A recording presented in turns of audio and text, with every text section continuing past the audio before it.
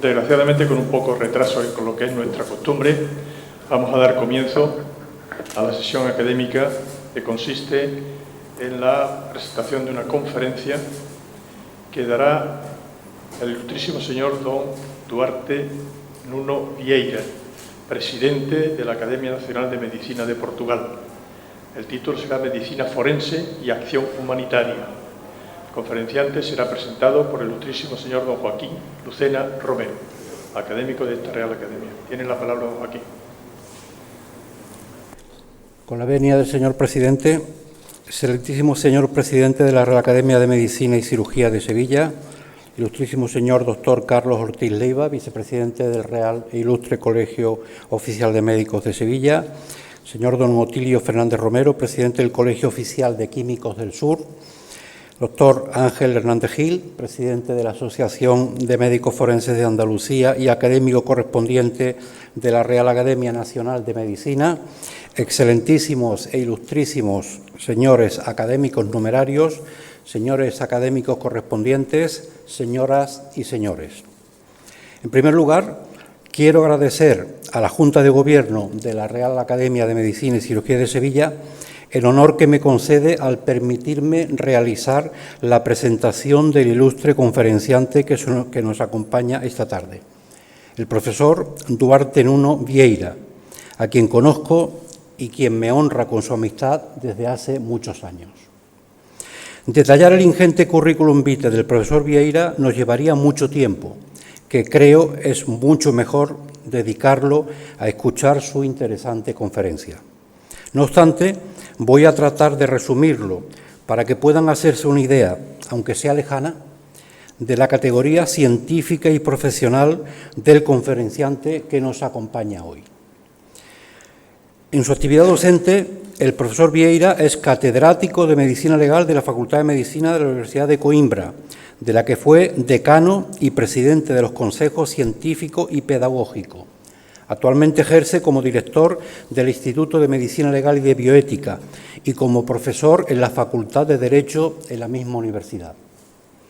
Es profesor visitante en las universidades de Belgrado, en Serbia, Nanjing Medical University y Fudan University, en China, y el Kasturba Medical College, en India. Con anterioridad ha sido profesor visitante en diversas universidades europeas, africanas, asiáticas, de Centro y Sudamérica, así como en la Universidad para la Paz de las Naciones Unidas. En su actividad profesional ha sido director del Servicio de Patología Forense del Instituto de Medicina Legal de Coimbra y director de este instituto, así como presidente del Instituto Nacional de Medicina Legal y Ciencias Forenses y del Consejo Nacional de Medicina Legal. Actualmente ejerce funciones en el sector privado, tanto en el ámbito de la medicina del trabajo, como director clínico de SAFEMODE, como en la actividad médico-legal, director clínico de MedExpert Europa y director del Departamento Internacional de Promede España. Preside el Consejo Científico Consultivo del Tribunal Penal Internacional con sede en La Haya y la Academia Nacional de Medicina de Portugal. Es miembro de la Comisión Nacional de Derechos Humanos de Portugal y presidente de la Asociación Portuguesa de Valoración y Reparación del Daño Corporal. Coordinador internacional del nuevo baremo de valoración de daño corporal de Brasil, que se publicó hace escasamente 2 semanas. Miembro del Consejo Consultivo del American Board of Independent Medical Examiners de Estados Unidos. Presidente de la Comisión de Evaluación del Daño Corporal en la Orden de Médicos de Portugal, equivalente a la Organización Médico Colegial en España.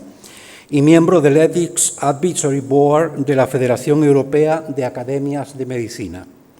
Fundador y presidente del Observatorio de Derechos Humanos de Países de Lengua Portuguesa y director del Coimbra University Center for Humanitarian and Human Rights Forensic Research and Training.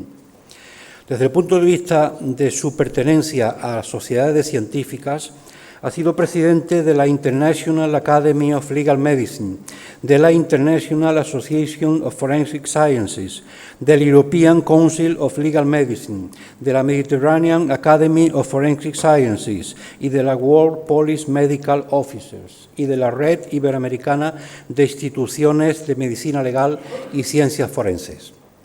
Miembro del Comité Ejecutivo del Grupo de Trabajo en Patología y Antropología Forense del Comité Permanente de Interpol en Identificación en Víctimas de Grandes Catástrofes. Ejerce funciones como consultor forense en el Alto Comisariado de las Naciones Unidas para los Derechos Humanos, participando regularmente en misiones internacionales humanitarias de emergencia. Desde el punto de vista de su actividad científica, ha publicado más de 250 artículos científicos en revistas médicas, jurídicas y de sociología, y ha sido editor o coeditor de 11 libros, 3 en lengua inglesa y 1 en lengua francesa. Es editor jefe de la revista Forensic Science Research, que patrocina la Chinese Academy of Forensic Sciences y edita Oxford University Press.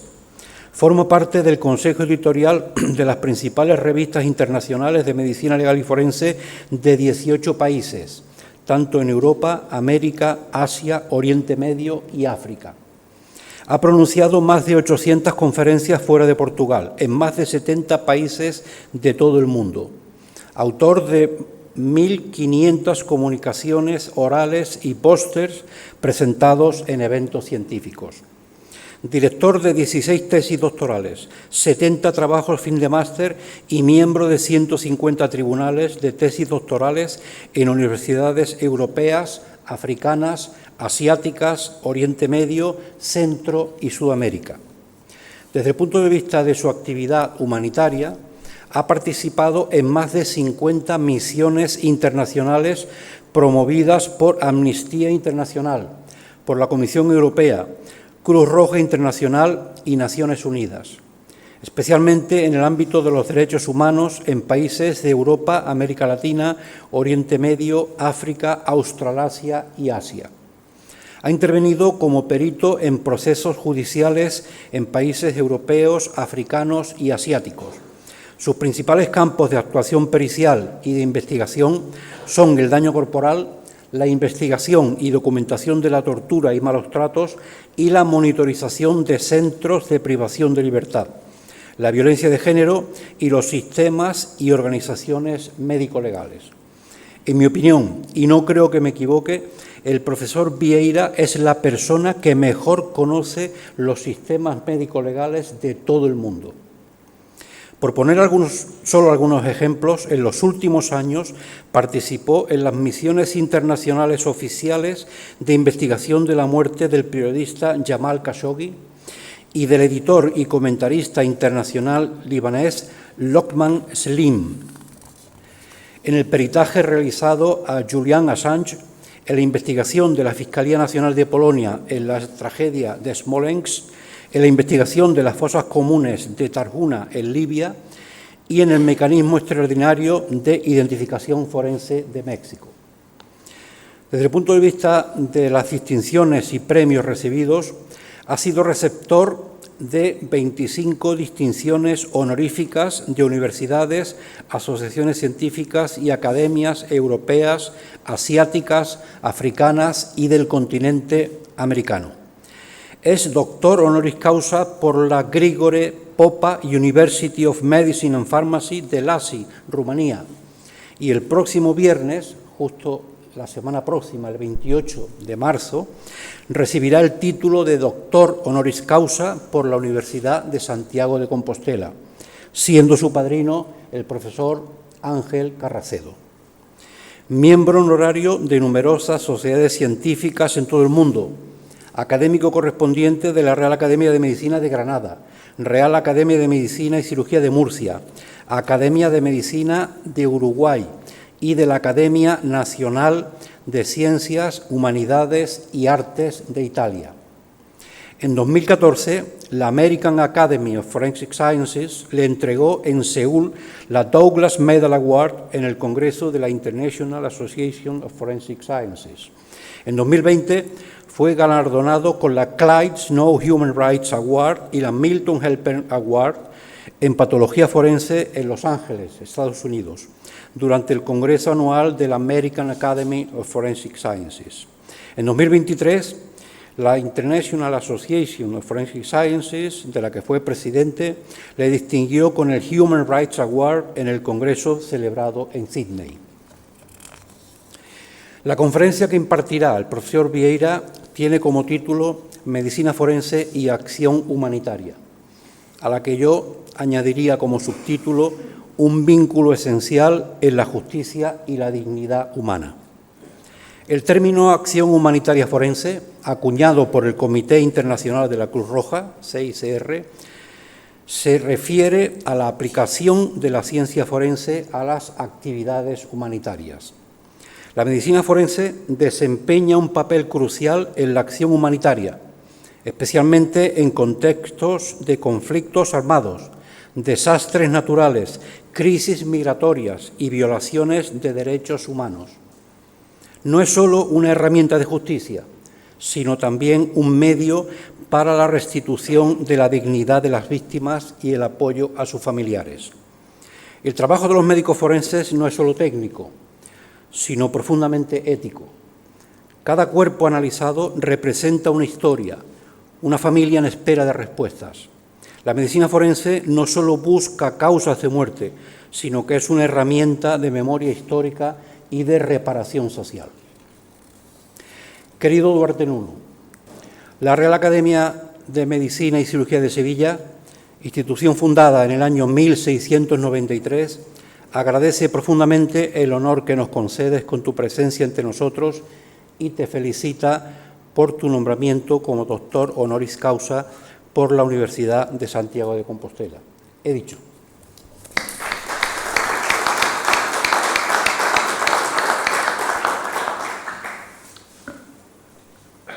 Muchísimas gracias, doctor Lucena. Y ahora, impresionados por el currículum del doctor Duarte Nuno, estamos deseando oírle su brillante exposición con toda seguridad. Tiene la palabra, por favor.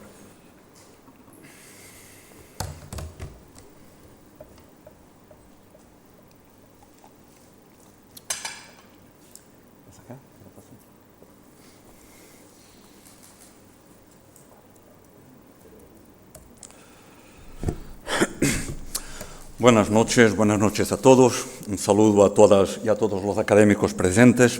Un saludo especial al presidente de la Real Academia de Medicina y Cirugía de Sevilla, también al académico Joaquín Lucena, un querido amigo desde hace muchos años.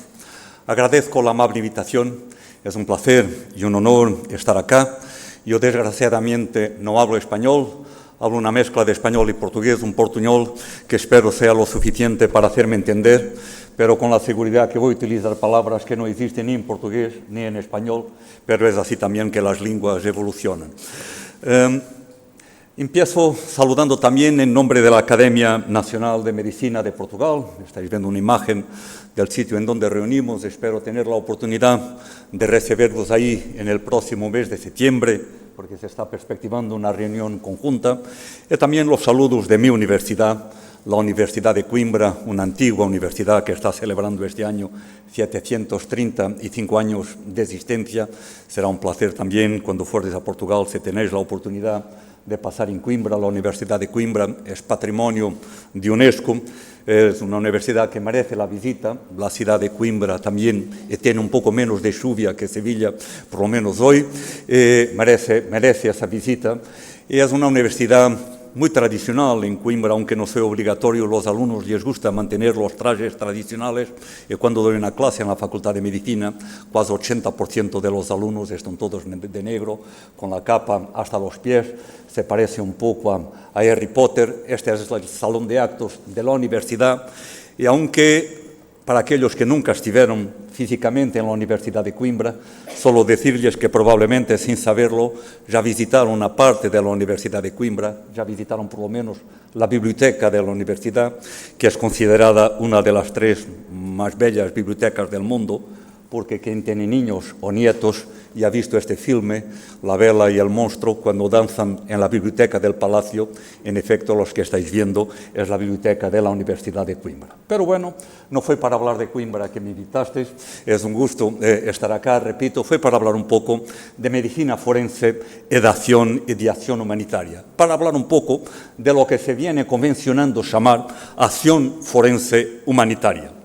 Hace casi 10 años, los grandes líderes mundiales se reunieron en Estambul en una cumbre internacional sobre acción humanitaria para intentar llegar a acuerdo y desde luego a un acuerdo sobre lo que deberíamos considerar como acción humanitaria. Porque efectivamente hasta hoy no tenemos una definición legal, una definición estándar de lo que puede ser considerado como acción humanitaria.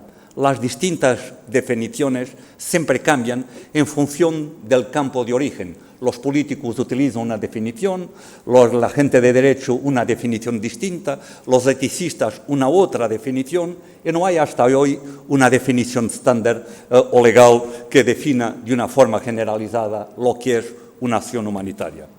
Pero hoy viene siendo más generalmente aceptado que acción humanitaria se puede considerar todo el tipo de asistencia o de ayuda que es prestada con esos 3 objetivos: para proteger vidas humanas y la salud, para aliviar el sufrimiento humano y para mantener y proteger la dignidad humana. Pero no basta que sea con estos 3 objetivos, tiene que ser también una acción que se rige por lo que está escrito en la ley humanitaria internacional, tiene que ser proporcionado sin ningún objetivo económico, solo con el objetivo de ayudar, libre de cualquier encargo económico, y tiene que ser una acción que se rija y se guíe por 4 principios éticos fundamentales. Un principio de humanidad, es decir, el objetivo es proteger vidas y aliviar el sufrimiento. Un principio de imparcialidad, actuar solamente en la base de la necesidad, sin discriminar poblaciones ni dentro de una población determinados grupos. Por un principio de neutralidad, actuar sin favorecer ningún de los lados, desde luego, por ejemplo, cuando hay conflictos, cuando hay controversias políticas, étnicas, religiosas o otras, sin tomar ningún tipo de partido, y por un principio ético también de independencia, en donde la ayuda, los objetivos humanitarios deben ser el principal. Esto ha llevado a que hace años, un año después de esta cumbre, el Comité Internacional de Cruz Roja propusiera una definición de lo que ha llamado acción humanitaria forense, considerando el rango de actividades forenses que procuran aliviar el sufrimiento humano, proteger la dignidad de todas las víctimas de conflictos armados y de catástrofes, desde que realizada de una forma neutral, imparcial, independiente, sin costos y sobre los auspicios de la ley internacional. Era una definición muy longa, muy comprida, y 2 años después, en el transcurso del primero Congreso Internacional sobre Acción Humanitaria que se realizó en Coimbra, en mi universidad, esta definición fue encurtada para el uso y aplicación de las ciencias forenses para fines humanitarios. Se podrá preguntar si este es un nuevo campo en las ciencias forenses. Efectivamente, como todos sabemos, las ciencias forenses habitualmente pretenden encontrar las respuestas a estas 6 cuestiones. ¿Qué es lo que ha ocurrido? ¿Quién lo hizo? ¿Quién es esa persona? ¿Cuándo ocurrió? ¿Cómo ocurrió? ¿En dónde ocurrió? ¿Y en qué circunstancias ha ocurrido? Esto es lo que necesita la justicia como ayuda y como respuesta de la medicina legal. Pero la verdad es que aun cuando está y procurando las respuestas a estas cuestiones, la medicina legal siempre tiene también una componente humanitaria. Recordemos, por ejemplo, el masacre de Katyn, en donde las fuerzas soviéticas mataron más de 20.000 polacos, y cuando unos años después se ha hecho la exhumación para identificar a estas víctimas, claro que se estaban procurando respuestas para los problemas de la justicia, pero había una vertiente también humanitaria de identificar esos cuerpos para devolver esos 20.000 cuerpos a sus familias, a sus entes queridos, a sus familiares. E por isso a prática forense sempre ha tenido uma vertente humanitária, pero é uma área que nas primeiras 2 décadas deste século XXI se ha independizado muito, ha crescido tanto que agora constitui uma área separada dentro da medicina legal. Esta é a pessoa responsável por este crescimento.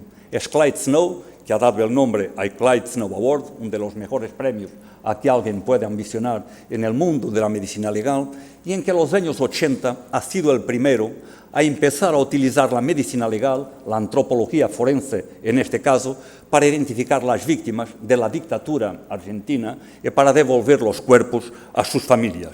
E a partir daqui, as ciências forenses humanitárias han aumentado, e han aumentado muito. E hoje em dia, as 2 principais áreas de actuação da ação forense humanitária são, claro, os desastres naturales e as situações de crises ou de desastres de origem humana.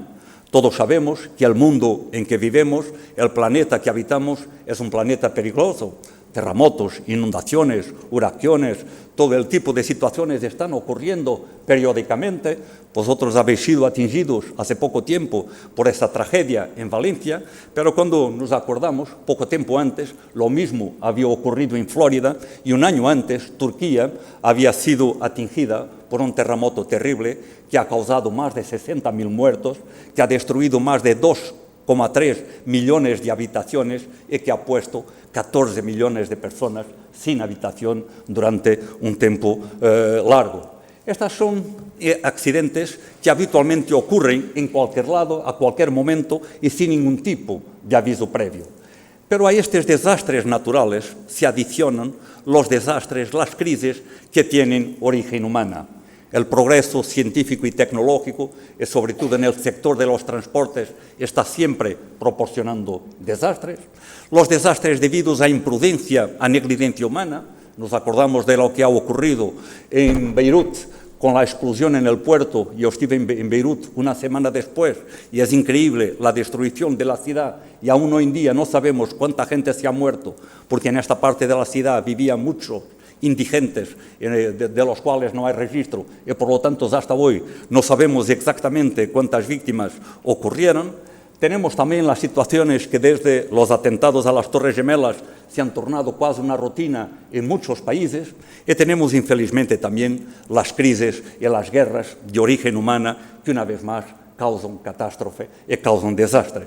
Todo esto son situaciones que producen una larga destrucción en el ambiente, en la naturaleza, y algunas veces esta destrucción es aún más terrible cuando tienen su origen humana.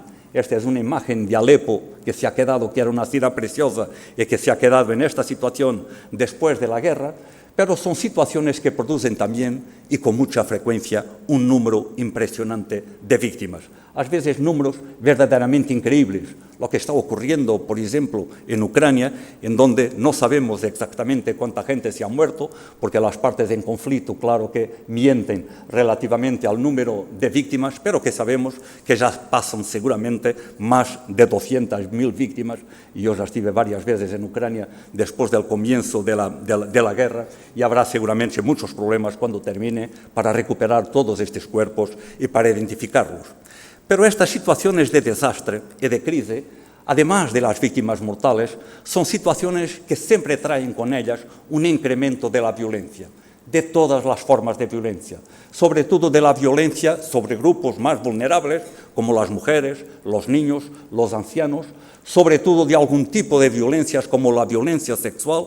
Lo que está ocurriendo en Ucrania es verdaderamente preocupante, no se habla mucho de eso, pero Ucrania está teniendo un número de crímenes y de agresiones sexuales diarias absolutamente impresionante, en este momento con equipos forenses vindos de Estados Unidos ayudando a acompañar esas víctimas, y también da origen a otro tipo de violencias, como por ejemplo el tráfico de seres humanos, las detenciones de condiciones degradantes y la tortura, que muchas veces exigen también otro tipo de acompañamiento, y esta es la área en que trabajo yo más, es en el examen y en el acompañamiento de víctimas de tortura. Una vez más, intentamos dar respuesta a las cuestiones que sempre la medicina legal procura responder, e claro que isto lo hacemos. Isto, por exemplo, son imágenes de Bucha en Ucrania, en donde encontramos evidencias claras de crímenes e de ejecuciones arbitrarias, pero también de otras evidencias, por ejemplo, como el uso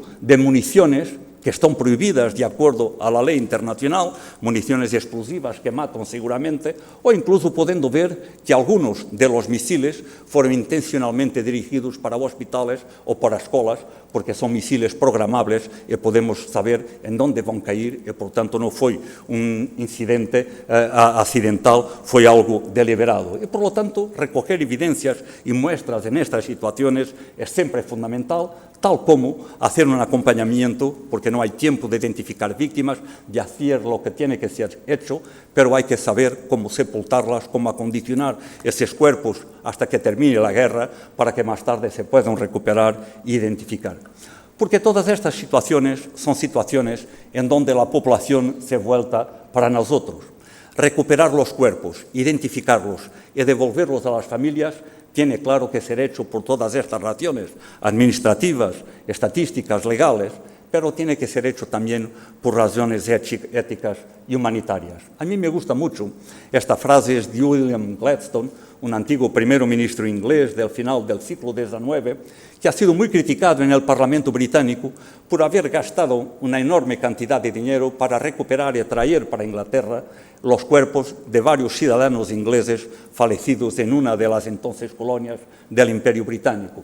Y William Gladstone ha respondido en el Parlamento británico con esta frase que ha quedado en la historia: me enseñen la forma como una nación cuida y trata de sus muertos, yo podré indicarlos con una exactitud matemática la lealtad de ese pueblo a ideales elevados y su respeto por las leyes del país.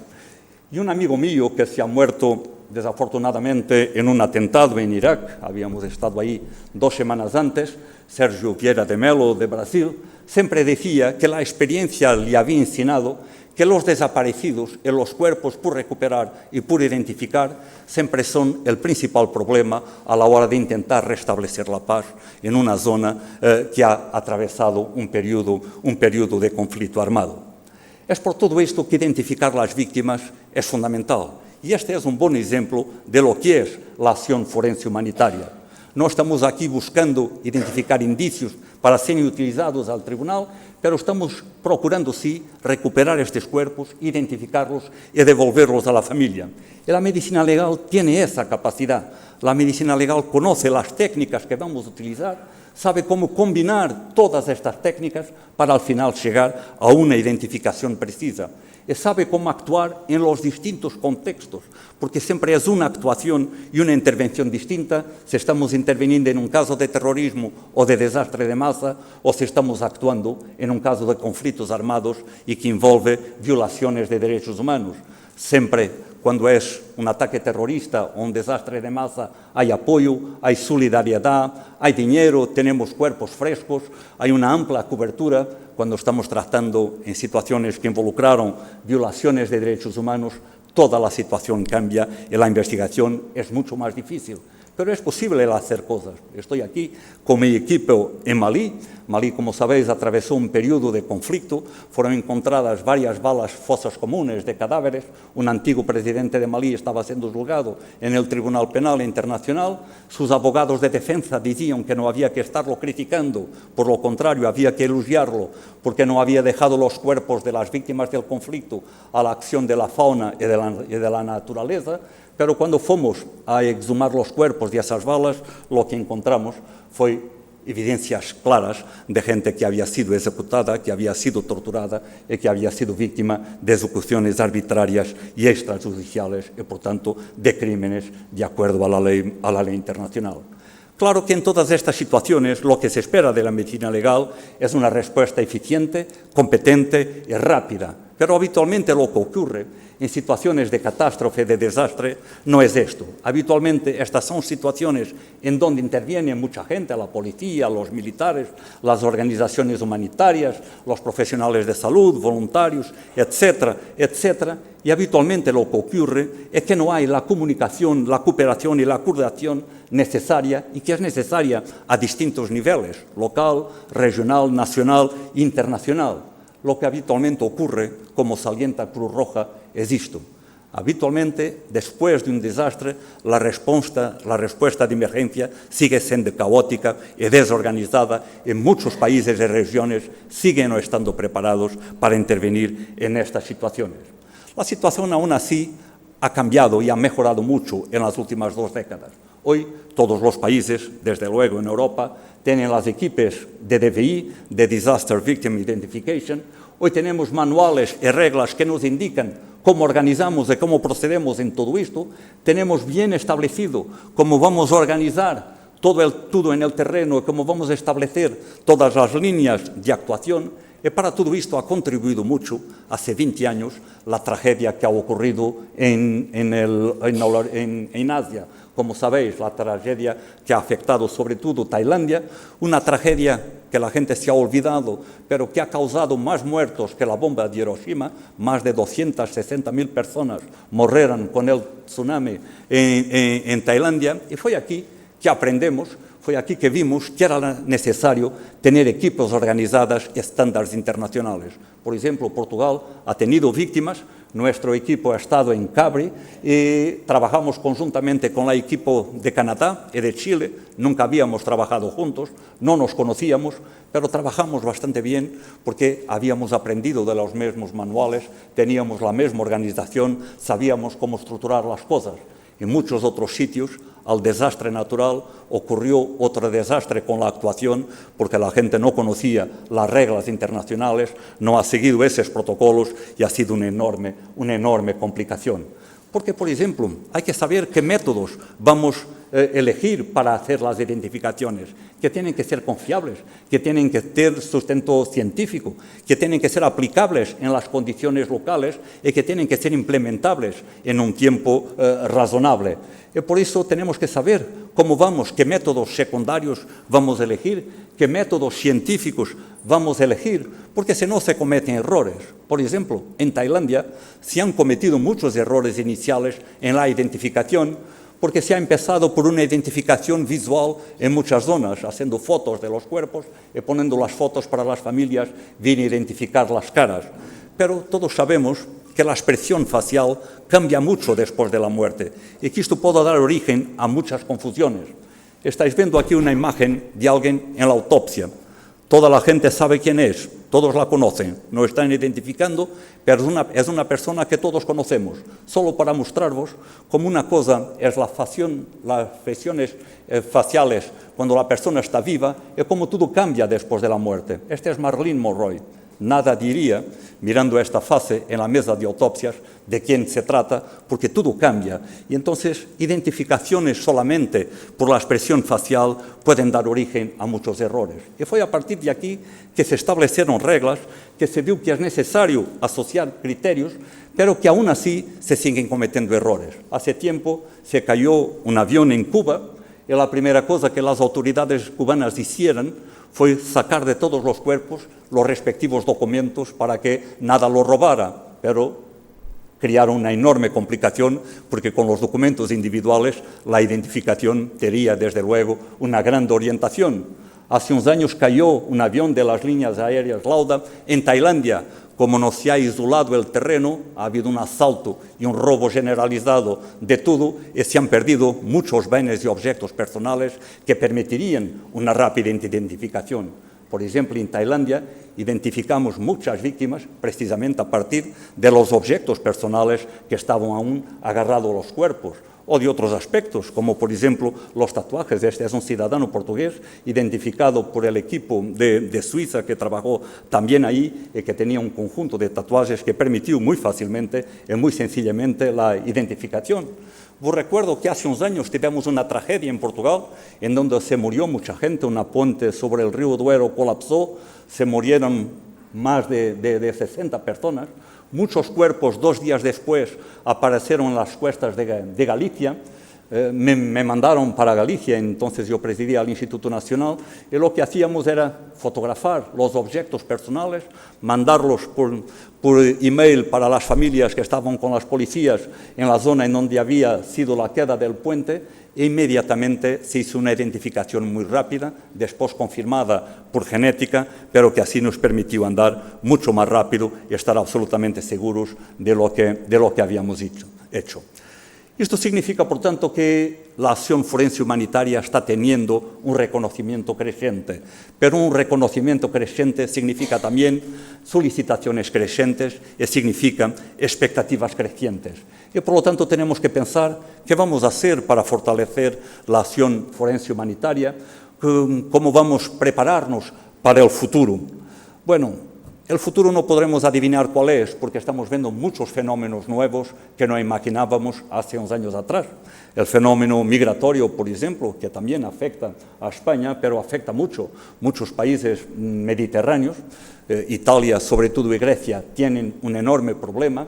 Tenemos miles de cuerpos en este momento en Europa no identificados, sin saber a quién corresponden, y con las familias esperando por su regreso en los países de origen. Estas situaciones conducen también a otros problemas. Por ejemplo, Grecia está arrestando cerca de 300 migrantes ilegales todos los días, lo que significa, al final de un mes, 9.000 personas, lo que significa más de 100.000 personas por año, cuando Grecia es un país con recursos económicos limitados y con un enorme problema para alojar y repatriar toda esta gente.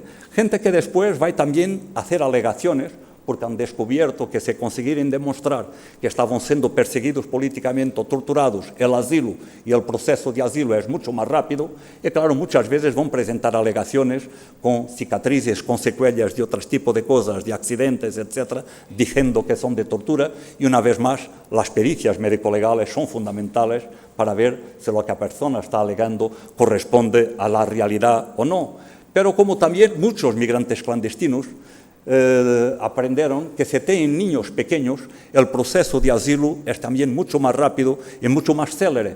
Y entonces lo que estamos viendo, haciendo testes de genética, es que hay una cantidad no despreciable de migrantes clandestinos que aparecen con niños, y cuando se hacen los testes de genética no son niños de esas familias, y hay un negocio de tráfico de niños también en este día progrediendo, dando a un incremento comercial terrible para estos fines. Además, como el tráfico de las propias personas. Y por eso, más que pensarmos cuál es el futuro, tentarmos prever el futuro y prevenirnos ese tipo de crisis que pueden ocurrir en el futuro, el fundamental es prepararnos para una intervención célere, rápida, eficiente, competente, sea lo que vaya a ocurrir. Y entonces, para nos fortalecernos y para prepararnos para el futuro, el fundamental es promover prácticas adecuadas, el fundamental es desarrollar estándares, protocolos de actuación, líneas de actuación, promover formación, capacity building en todos los sitios, establecer redes de actuación, porque ningún país tiene solo una capacidad de respuesta para este tipo de catástrofes, y revertir las lecciones aprendidas con los errores cometidos en situaciones previas en un mecanismo de prevención para no repetirnos los mismos errores. Al final, el objetivo y la preparación para el futuro pasa siempre por lo mismo a que pasa en todas las áreas, por educación, por investigación y por aumentar la capacidad técnica, por aumentar la pericia para intervenir y, claro, por establecer redes de colaboración.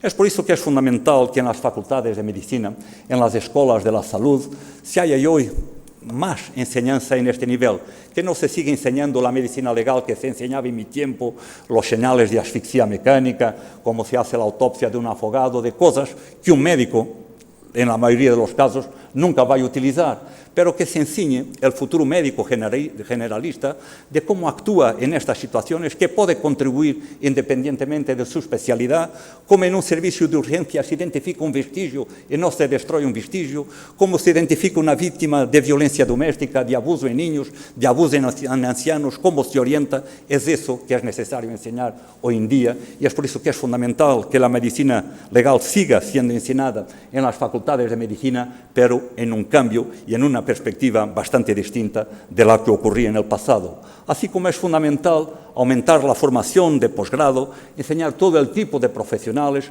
mostrarles también el alcance con cursos prácticos en estas situaciones, cursos prácticos de autopsia, cursos prácticos en víctimas, y enseñarles que muchas veces podemos improvisar y que incluso en situaciones como esta, este es un curso en Filipinas, mesmo improvisando es posible aportar mucha información y ayudar mucho, mesmo del punto de vista humanitario.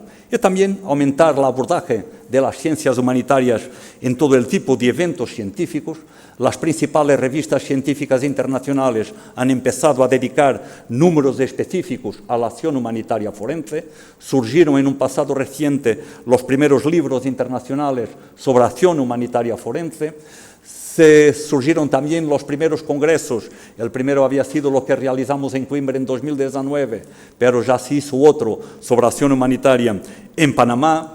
Se están estableciendo redes de actuación que son fundamentales en esto. Por ejemplo, Portugal y España incorporan la Red Iberoamericana de Instituciones de Medicina Legal y Ciencias Forenses, una red que incorpora 22 países, que tenemos la ventaja de tener este patrimonio lingüístico muy similar que nos permite interaccionar sin grandes problemas, y esta red se está encontrando todos los años, y durante estos encuentros anuales pues se hacen presentaciones y actualizaciones científicas, se hacen cursos prácticos de cómo actuar en casos de desastre y de catástrofe, y se ponen los directores de todas las instituciones de acuerdo, intentando que decidan si hay una crisis en Chile o en Panamá o en Brasil o en Portugal, quién puede aportar, qué tipo de profesionales, quién va a traer esto, quién va a traer aquello, y cuál es el aporte, la contribución que cada uno puede proporcionar utilizando las mismas metodologías. La Red Iberoamericana fue la primera a surgir a nivel internacional, pero hoy este tipo de redes forenses están surgiendo en todos los continentes. Hay una red ya para Asia, hay una red para el norte de África y Medio Oriente, hay una red africana, hay una red para la zona de Australasia, y están teniendo muchísimos resultados. Es por todo esto también que las grandes sociedades científicas internacionales crearon áreas específicamente involucradas para la acción humanitaria forense. La primera fue la Academia Americana de Ciencias Forenses, pero incluso algunas universidades han creado centros específicos para la acción humanitaria forense. El primero ha surgido en India, pero ahora hay muchos otros. Por ejemplo, en mi universidad tenemos el Centro Universitario de Coimbra para la Investigación y Formación Forense en Derechos Humanos y Acción Humanitaria, creado en 2020, pero que en estos 5 años ya ha desarrollado misiones en 18 distintos países de los cinco continentes. Y es porque esta área ha ganado también tanto realce que las grandes organizaciones internacionales han creado premios específicos para distinguir organizaciones, instituciones, profesionales que han dedicado su carrera y que han hecho un labor positivo del punto de vista de las ciencias forenses humanitarias.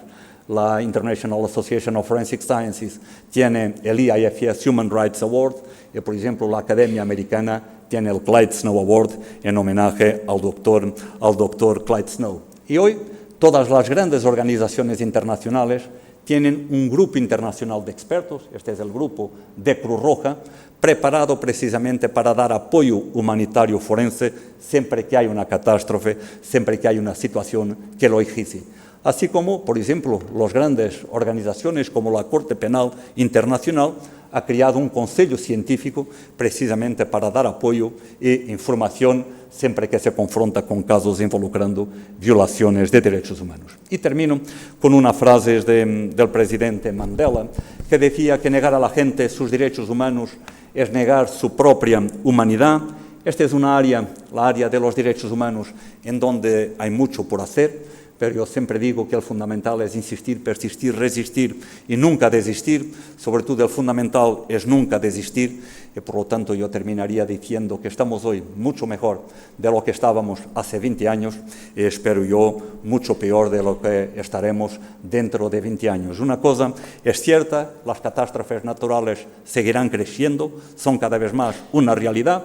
El Comité Meteorológico Internacional señalaba el año pasado que habíamos registrado en los primeros 20 años de esta década un incremento de 30% en los fenómenos naturales de grandes dimensiones.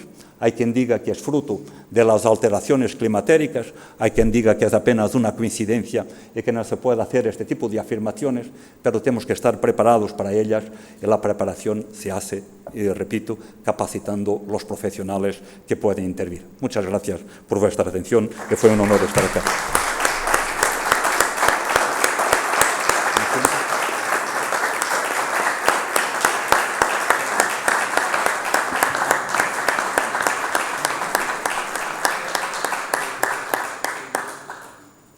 Muchísimas gracias. Debo decirle que desde hace unas semanas, a raíz de conocer su llegada, habíamos investigado un poco sobre su currículum y su vida, pero realmente nada como la exposición que nos ha hecho el doctor Lucena en relación a usted. Debo decirle también que su exposición, que me parecería corto calificarla como brillante, ha sido también impactante en algunos terrenos que permiten a usted enorgullecerse como portugués en algunas de las cosas que nos ha mostrado. Tiene usted un currículum envidiable y además ha sido capaz de impresionarnos con las imágenes de la Academia Nacional de Medicina de Portugal, así como con la Universidad de Coimbra. Nosotros nos jactamos de ser antiguos, más de 300 años, pero no llegamos a los 600. Pero sí hay cosas en las que podíamos llegar a equiparar. En cualquier caso, tenemos la esperanza de que en septiembre podremos visitarla y disfrutarla y, si es posible, compartirla con usted cuando estemos por allí. Uno piensa que la humanidad, la parte humanitaria, se dirige siempre a los seres humanos y lo ha considerado uno siempre en relación a los que están vivos, a los que hay que ayudarles. Y es así. Hemos visto la humanidad cuando hay un fallecimiento y se acepta el duelo. Pero, sin embargo, la visión que nos ha dado es una visión humanitaria mucho más profunda, que también va encaminada a los vivos, pero haciéndolo como consecuencia de aceptar, entender y adaptarse a la pérdida de seres queridos y también a la parte antropológica e histórica que ha hecho. Creo que, desde mi punto de vista, a lo largo, como él ha dicho, de la medicina forense que estudiábamos en las carreras, lo que hemos entendido hoy día no tiene nada que ver con lo que veíamos en aquella ocasión. Desgraciadamente no tiene nada que ver, porque está claro que las catástrofes naturales van a seguir existiendo, lo mismo que han existido, y van a seguir incrementándose. Y también los conflictos de guerra, que no solamente han existido y seguirán existiendo, sino que vamos a tener conocimiento cada vez más de ellos de forma inmediata. Yo recuerdo una imagen de unas cientos de miles de cráneos agolpadas cuando los conflictos entre etnias distintas en África lo veíamos como una anécdota. Y ahí probablemente no podía existir la posibilidad siquiera de entregar cuerpos o identificar cuerpos, entre otras cosas porque socialmente probablemente ni interesaba. Sin embargo, la exposición que nos ha hecho me parece brillante, porque pone en marcha no solamente la parte humana de aquellos que lo sufren, sino la parte histórica, la parte antropológica. Y realmente las fórmulas en las que ha descrito de cómo se llegan a utilizarlos, uno podría entenderlo, los ejemplos que ha puesto. Hemos siempre hablado de las piezas dentales, pero hemos hablado de objetos personales, y llama la atención incluso lo que ha mostrado de Cuba, cómo se puede ser a veces tan inepto como para quitar precisamente la identificación para después dedicar horas y horas para la identificación. Me cuesta trabajo imaginar cuántas dificultades pueden surgir, porque, por ejemplo, ahora mismo tenemos el tema de las adopciones, que han crecido muchísimo. Incluso la identificación genética en esos casos va a ser prácticamente imposible, salvo que haya una constatación de esas personas cuando se incorporan a una nueva vida o a una nueva familia. Pero también lo de los inmigrantes, como ha planteado, que es tremendo la cantidad que ha manifestado sobre Grecia y que nosotros padecemos nuestras propias carnes en España a través de la migración, a veces legales, a veces ilegales, pero siempre sacrificadas para llegar a ello.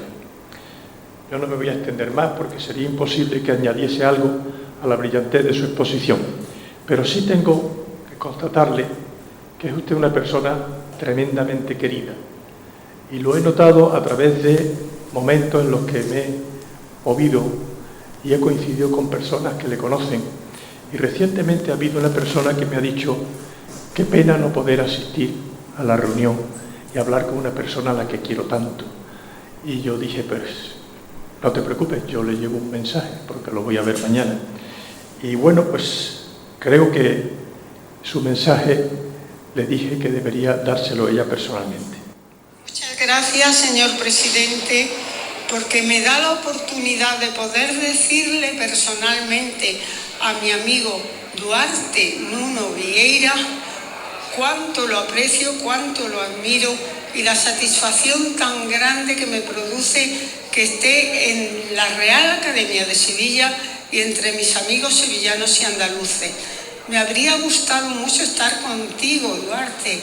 Tú sabes cuántas veces hemos estado juntos, cuántas veces hemos trabajado juntos y bueno, me gustaría que todavía nos quedaran muchas cosas por hacer juntos. No sé si será posible, pero hoy tienes todo mi cariño, mi felicitación más sincera y mi alegría de que formes parte de esta Academia de Sevilla, hermana y tan querida por mí. Muchas gracias y un fuerte abrazo.